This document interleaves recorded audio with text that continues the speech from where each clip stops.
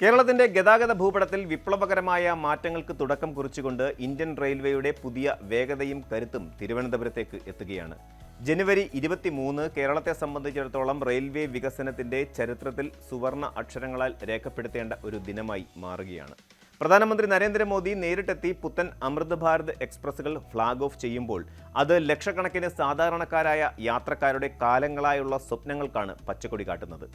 ആധുനിക സൗകര്യങ്ങൾ സാധാരണക്കാരൻ്റെ പോക്കറ്റിന് ഇണങ്ങുന്ന നിരക്കിൽ ലഭ്യമാക്കുക എന്ന ഇന്ത്യൻ റെയിൽവേയുടെ പുതിയ നയത്തിൻ്റെ പൂർത്തീകരണമാണ് ഈ പുതിയ ട്രെയിനുകളിലൂടെ നാം കാണുന്നത്. കേരളത്തിലെ ട്രെയിൻ യാത്രകൾ പലപ്പോഴും തിരക്കിൻ്റെയും പരിമിതമായ സൗകര്യങ്ങളുടെയും കഥകളാണ് പറയാറുള്ളത്. എന്നാൽ വന്ദേ ഭാരത് എക്സ്പ്രസുകളുടെ വരവോടെ മലയാളികൾ വേഗമേറിയ യാത്രയെ സ്നേഹിച്ചു തുടങ്ങി. വന്ദേ ഭാരത് ഉന്നത നിലവാരമുള്ള യാത്ര വാഗ്ദാനം ചെയ്യുമ്പോൾ തന്നെ അതിൻ്റെ ടിക്കറ്റ് നിരക്കുകൾ സാധാരണക്കാരായ ദീർഘദൂര യാത്രക്കാർക്ക് പലപ്പോഴും വെല്ലുവിളിയായിരുന്നു. ഈ ഒരു വിടവ് നികത്താനാണ് അമൃത് ഭാരത് എക്സ്പ്രസുകൾ എത്തുന്നത്.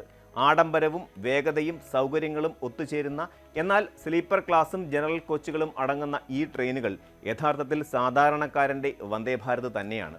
ദക്ഷിണേന്ത്യയിലെ റെയിൽവേ ശൃംഖലയെ കൂടുതൽ കരുത്തുറ്റതാക്കാൻ ഉദ്ദേശിച്ചിട്ടുള്ള ഈ പദ്ധതിയിൽ കേരളത്തിന് ലഭിക്കുന്ന മുൻഗണന ശ്രദ്ധേയമാണ്. പുതിയ ട്രെയിനുകളുടെ പട്ടിക പരിശോധിക്കുമ്പോൾ കേരളത്തിലെ വൈവിധ്യമാർന്ന യാത്രികരുടെ ആവശ്യങ്ങൾ കൃത്യമായി തിരിച്ചറിഞ്ഞതായി കാണാം നമുക്ക്. തിരുവനന്തപുരം താമ്പരം സർവീസ് ചെന്നൈ നഗരവുമായി കേരളത്തിൻ്റെ തലസ്ഥാനത്തെ ബന്ധിപ്പിക്കുന്ന പ്രധാന കണ്ണിയാകും. ചെന്നൈയിൽ ജോലി ചെയ്യുന്നവരും പഠിക്കുന്നവരുമായ മലയാളികൾക്ക് നിലവിലെ ട്രെയിനുകളിലെ തിരക്ക് ഒരു വലിയ ശാപമായിരുന്നു. താമ്പരം ടെർമിനലിലേക്ക് ഈ പുതിയ ട്രെയിൻ എത്തുന്നതോടെ യാത്രാസമയം ലാഭിക്കാനും കൂടുതൽ സുഗമമായ യാത്ര ഉറപ്പാക്കാനും സാധിക്കും. അതുപോലെ തന്നെ പ്രാധാന്യമർഹിക്കുന്നതാണ് തിരുവനന്തപുരം ഹൈദരാബാദ് സർവീസ്. ഇന്ത്യയുടെ IT ഹബ്ബുകളിലൊന്നായ ഹൈദരാബാദിലേക്ക് നിലവിൽ നേരിട്ടുള്ള ട്രെയിനുകൾ ഉണ്ടെങ്കിലും സീറ്റുകളുടെ ലഭ്യത പലപ്പോഴും വലിയൊരു പ്രശ്നമായിരുന്നു. IT പ്രൊഫഷണലുകൾക്കും വിദ്യാർത്ഥികൾക്കും ഈ പുത്തൻ സർവീസ് വലിയൊരു അനുഗ്രഹമായി മാറുമെന്ന കാര്യത്തിൽ സംശയമില്ല. തീരദേശ നഗരങ്ങളെയും മലബാർ മേഖലയെയും തെക്കൻ കേരളവുമായി കൂടുതൽ അടുപ്പിക്കുന്ന ഒന്നാണ് നാഗർകോവിൽ മംഗലാപുരം അമൃത് ഭാരത് എക്സ്പ്രസ്. കേരളത്തിൻ്റെ നെടുകയുള്ള ഈ യാത്ര 10,000-കണക്കിന് വ്യാപാരികൾക്കും തീർത്ഥാടകർക്കും ഗുണകരമാകും. നാഗർകോവിൽ ചർലപ്പള്ളി സർവീസ് തെലങ്കാനയുമായുള്ള നമ്മുടെ ബന്ധം കൂടുതൽ ദൃഢമാക്കുമ്പോൾ പ്രാദേശിക യാത്രാ സൗകര്യങ്ങൾ മെച്ചപ്പെടുത്തുന്നതിൻ്റെ ഭാഗമായി ഗുരുവായൂർ തൃശൂർ പാസഞ്ചർ സർവീസും പ്രഖ്യാപിക്കപ്പെട്ടിട്ടുണ്ട്. കേവലം വേഗതയേറിയ ദീർഘദൂര ട്രെയിനുകൾ മാത്രമല്ല, പ്രാദേശികമായി ജനങ്ങൾ ഏറ്റവും കൂടുതൽ ആശ്രയിക്കുന്ന ചെറിയ റൂട്ടുകളും വികസനം എത്തിക്കുക എന്ന സമഗ്രമായ സമീപനമാണ് ഇവിടെ ദൃശ്യമാകുന്നത്. അമൃത് ഭാരത് എക്സ്പ്രസുകളുടെ സാങ്കേതിക വശങ്ങളെക്കുറിച്ച് പറയുമ്പോൾ ഏറ്റവും പ്രധാനപ്പെട്ടത് ഇതിലെ പുഷ് പുൾ സാങ്കേതിക വിദ്യയാണ്. ട്രെയിനിൻ്റെ മുന്നിലും പിന്നിലും ഓരോ എഞ്ചിനുകൾ വീതം ഘടിപ്പിക്കുന്ന ഈ രീതി യാത്ര തുടങ്ങുമ്പോഴും വേഗത കുറയ്ക്കുമ്പോഴും ഉണ്ടാകുന്ന ജർക്കുകൾ പൂർണ്ണമായും ഒഴിവാക്കുന്നു. ഇത് യാത്രക്കാർക്ക് കൂടുതൽ സുഖകരമായ അനുഭവം നൽകുന്നു എന്ന് മാത്രമല്ല, ട്രെയിനിൻ്റെ ശരാശരി വേഗത വർദ്ധിപ്പിക്കാനും ഇത് സഹായിക്കുന്നു. വായു സഞ്ചാരം ഉറപ്പാക്കുന്ന മികച്ച സീറ്റുകൾ, ആധുനികമായ ശൗചാലയങ്ങൾ, മൊബൈൽ ചാർജിംഗ് പോയിന്റുകൾ, CCTV ക്യാമറകൾ തുടങ്ങി വന്ദേ ഭാരതിനെ ഓർമ്മിപ്പിക്കുന്ന ഒട്ടനവധി സൗകര്യങ്ങൾ ഈ നോൺ AC ട്രെയിനുകളിലും സജ്ജീകരിച്ചിട്ടുണ്ട്. സാധാരണക്കാർക്ക് ഏറ്റവും കുറഞ്ഞ നിരക്കിൽ സുരക്ഷിതമായ യാത്ര ഉറപ്പാക്കുക എന്നതാണ് ഇതിലൂടെ റെയിൽവേ ലക്ഷ്യം വയ്ക്കുന്നത്. കേരളത്തിൻ്റെ റെയിൽവേ വികസനം ദശാബ്ദങ്ങളായി മുരടിച്ചു നിൽക്കുന്നു എന്ന പരാതിക്ക് ഈ പുതിയ പദ്ധതികൾ വലിയൊരു മറുപടിയാണ്. തിരുവനന്തപുരം, പാലക്കാട്, കോയമ്പത്തൂർ പോലെയുള്ള സ്റ്റേഷനുകൾ അമൃത് ഭാരത് സർവീസുകളുടെ പ്രധാന സ്ഥിരാകേന്ദ്രങ്ങളാകുന്നതോടെ ദക്ഷിണേന്ത്യയിലെ വ്യാപാര വാണിജ്യ ബന്ധങ്ങൾക്കും പുതിയൊരു ഉണർവ് നൽകും. അടിസ്ഥാന സൗകര്യ വികസനത്തിന് ഊന്നൽ നൽകിക്കൊണ്ട് റെയിൽവേ സ്റ്റേഷനുകളുടെ നവീകരണവും ഇതിനോടൊപ്പം തന്നെ നടക്കുന്നുമുണ്ട്. അമൃത് ഭാരത് സ്റ്റേഷൻ പദ്ധതിയിലൂടെ തിരഞ്ഞെടുക്കപ്പെട്ട സ്റ്റേഷനുകൾ വിമാനത്താവളങ്ങൾക്ക് സമാനമായ രീതിയിൽ മാറ്റിയെടുക്കുന്ന പ്രവൃത്തികൾ പുരോഗമിക്കുകയാണ്.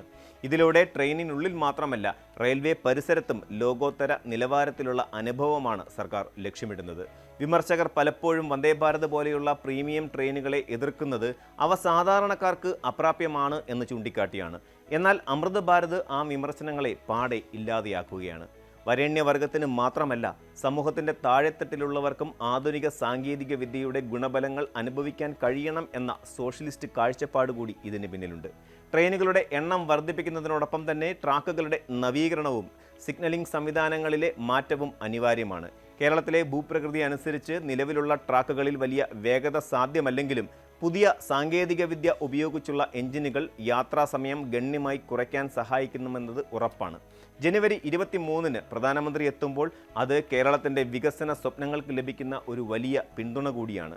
തിരുവനന്തപുരം റെയിൽവേ ഡിവിഷനും പാലക്കാട് ഡിവിഷനും കൈകോർത്ത് പ്രവർത്തിക്കുമ്പോൾ അത് സംസ്ഥാനത്തിന്റെ സാമ്പത്തിക അടിത്തറയെ തന്നെ ശക്തിപ്പെടുത്തും. ചരക്ക് നീക്കത്തിനും വിനോദസഞ്ചാരത്തിനും ഒരുപോലെ പ്രയോജനപ്പെടുത്തുന്ന രീതിയിലാണ് പുതിയ റൂട്ടുകൾ ക്രമീകരിച്ചിരിക്കുന്നത്. കൊച്ചിയിലെ IT മേഖലയിൽ നിന്ന് ഹൈദരാബാദിലേക്കോ മലബാറിന്റെ തീരദേശങ്ങളിൽ നിന്ന് ദക്ഷിണ തമിഴ്നാട്ടിലേക്കോ ഉള്ള യാത്രകൾ ഇനി ക്ലേശകരമാകില്ല. റെയിൽവേയുടെ ഈ കുതിച്ചുചാട്ടം കേരളത്തിലെ യുവതലമുറയ്ക്കും ഉദ്യോഗാർത്ഥികൾക്കും പുതിയ അവസരങ്ങൾ തുറന്നു കാട്ടുമെന്ന കാര്യത്തിൽ യാതൊരു സംശയവും വേണ്ട.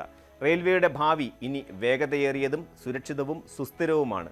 ഓരോ പുതിയ ട്രെയിനും ആയിരക്കണക്കിന് പുതിയ തൊഴിലവസരങ്ങൾക്കും വ്യാപാര സാധ്യതകൾക്കുമാണ് വഴി തുറക്കുന്നത്. ഗതാഗത സൗകര്യങ്ങൾ വർദ്ധിക്കുന്നതോടെ കേരളത്തിന്റെ ഉൾനാടൻ ടൂറിസം മേഖലയ്ക്കും പുതിയ ഉണർവ് ലഭിക്കും. അമൃത് ഭാരത് എക്സ്പ്രസുകൾ ട്രാക്കുകളിൽ ഓടിത്തുടങ്ങുന്നതോടെ നാം സാക്ഷ്യം വഹിക്കാൻ പോകുന്നത് ഇന്ത്യയുടെ റെയിൽവേ ചരിത്രത്തിലെ പുതിയൊരു അധ്യായത്തിനാണ്. ആധുനിക ഇന്ത്യയുടെ വികസന കുതിപ്പിൽ കേരളവും മുൻനിരയിലുണ്ട് എന്ന് ഈ പദ്ധതികൾ അടിവരയിടുന്നു. കൂടുതൽ വാർത്തകൾക്ക് news 18 Keralam YouTube channel subscribe ചെയ്യുക.